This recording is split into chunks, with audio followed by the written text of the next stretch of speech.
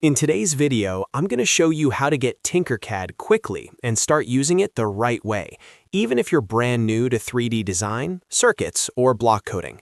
Tinkercad is a free and beginner-friendly online tool from Autodesk, and it's a great place to learn, create, and experiment without needing to download complicated software.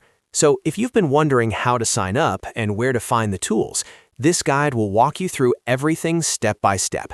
And if this tutorial helps you out, make sure to hit the like button and subscribe for more simple software tutorials just like this.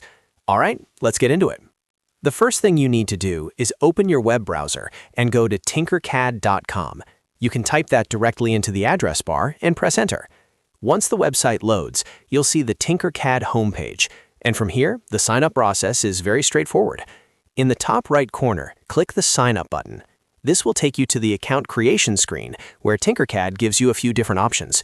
Choose Create a Personal Account if you're signing up for your own use, which is the best option for most people starting out. After that, you'll need to sign in using one of the available methods. You can use your Google account, your Apple ID, or your email address. Just select the option that works best for you. Then follow the on-screen steps to finish creating your account. Once you're logged in, Tinkercad will bring you to your dashboard. This is your main home screen, and it's where you'll access all of the different tools and projects. On the left side, you'll see the sidebar, and this is where Tinkercad organizes its main features. If you want to create 3D models for printing or design, click 3D Designs. If you're interested in learning electronics or simulation, choose Circuits.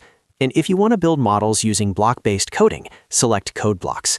These three sections give you everything you need to start exploring Tinkercad based on the type of project you want to make.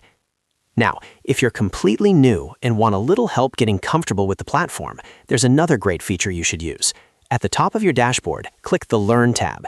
This section includes free starter lessons that walk you through the interface and help you understand the basics step by step.